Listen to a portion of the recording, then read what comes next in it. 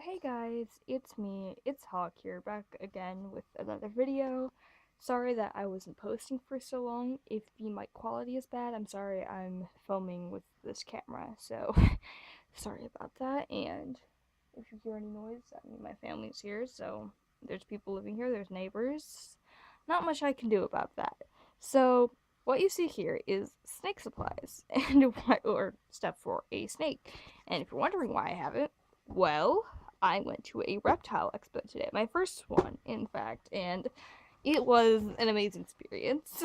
If you're afraid of snakes or reptiles, I probably advise against it, although it would give you a very, very positive experience with reptiles. So if you want to conquer your fear or something, I wouldn't necessarily advise against it. I mean, probably better with, say, somewhere like, make sure. Oh, actually, no, there's breeders there, so you'll probably be fine if anything goes right. If you start freaking out, they'll just take the snake back. Probably won't be a big issue, but it's a good place. And I got some supplies for a snake. Just some of them. I have a water bottle already somewhere, but some of the stuff that I bought a book.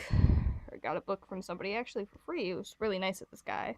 Very, very nice. And it is a book about corn snakes in captivity because I plan on getting a corn snake. Although a few hog noses and ball pythons caught my eye, I'm like, no, it's probably better that I do get a corn snake since they are more beginner friendly, and that'll just be better off for me and the snake. And here, little holes in the side, and I think all on the side. And I know a lot of the breeders said that, getting these or finding these plastic things for babies, because of course when they reach adult size or they're nearing adult size, you will want to, get them a vivarium or like a proper enclosure.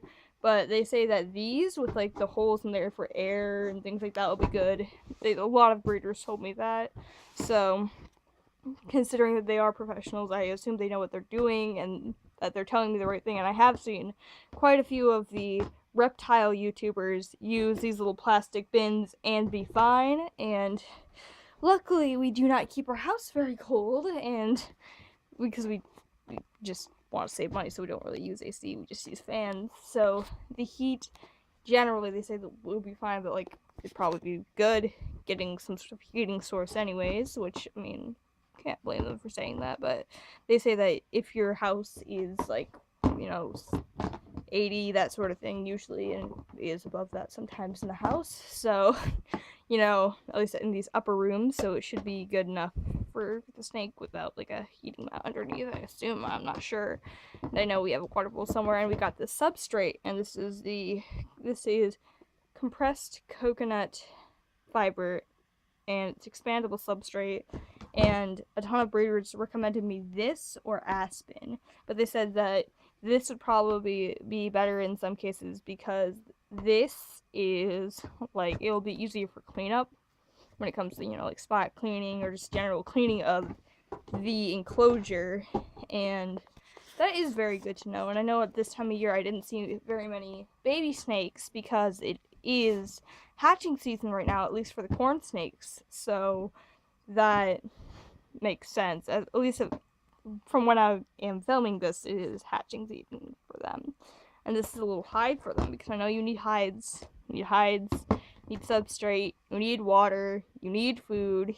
You're gonna, at least in the winter months, although in the winter months they are brumating, so there's that, but just in case, sometimes good to have some heat. But they do say that, like, in the winter months, since our house is like 60, a little bit above, it'll be fine for brumation periods.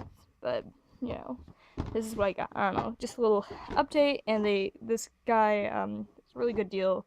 Got these like for $4 each, and he said like it's a good idea. And a few other breeders said yeah too. They just made sure to get second opinions from other breeders because they're used to handling snakes. They know, in general, they know what's good for them, providing that they aren't too inexperienced or something like that. But like, they seem to say that it's a good idea to get to, like, for one, so like when you're cleaning a enclosure, you can have one for the snake to be in while you're cleaning the enclosure, because you're going to need to, which is a very, very good idea. I will agree. And hey, if somehow I do the whole thing where you feed the snake in a separate enclosure, which I probably will not, I just feed it in its normal enclosure. I don't see why not.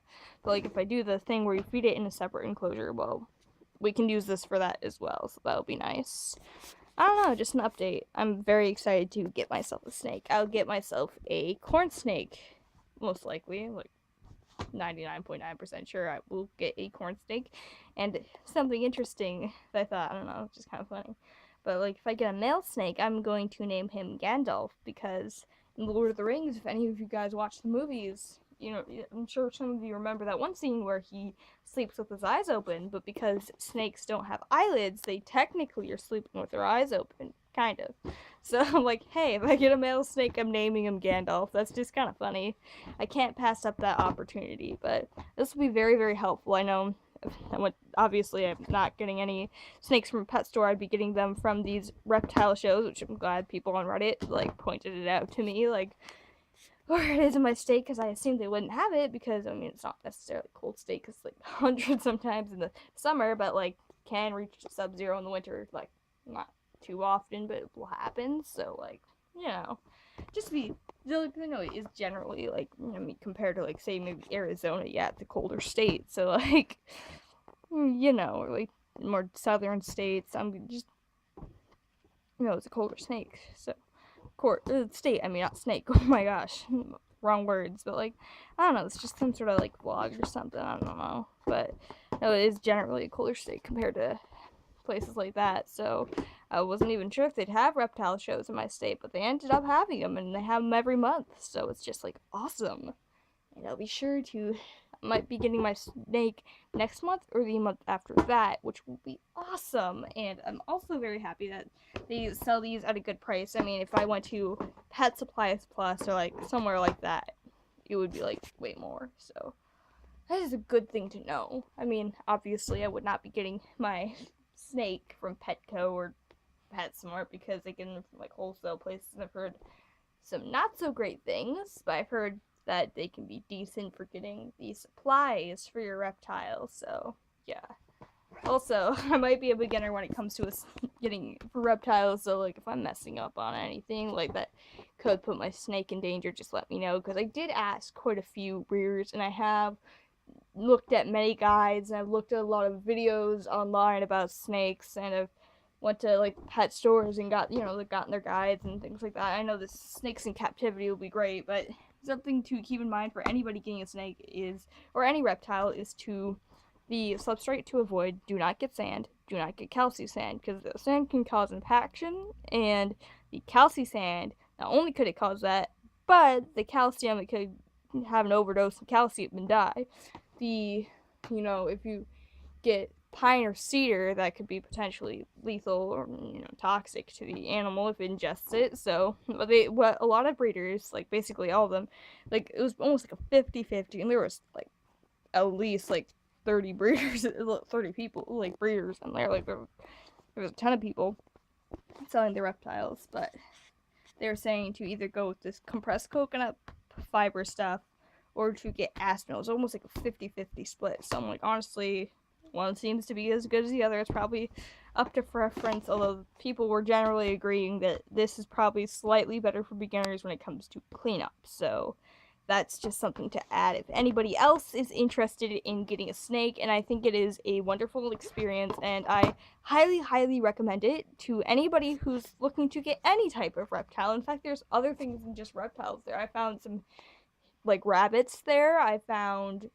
some tarantulas. I even found some, like, hissing cockroaches and mice and stuff like that. Well, the mice and hissing cockroaches, I feel like those would be food. But, like, I mean, if you want to get a pet, there it is. But, like, there's other choices. There's some pretty good choices. You can get some amphibians too. You can, like, get some toads and things like that. Well, it's probably food for some of the hog noses, so who knows. But if you want to get something else, you could. So it's kind of cool. So I highly, highly recommend that you check out any reptile expo near you, because It will be a very, very informative and just fun experience. You get to hold some snakes, you get to take pictures with them, you get just to have a good experience with them and understand what it's like dealing with them, and you can get some interesting things happening. I don't know, it's just interesting to go to one. I recommend it to anybody, whether you're new to it or you have been to one before. Even if you're, yeah, but I mean, of course, if you're scared, maybe not the best idea, unless, of course, you want to have a positive experience and perhaps conquer that fear of yours. So, like, I don't know, this is just like a kind of, I don't know, just kind of tired, just doing a little vlog. So, yeah, hopefully this was informative, entertaining somehow. This is Hawk signing out.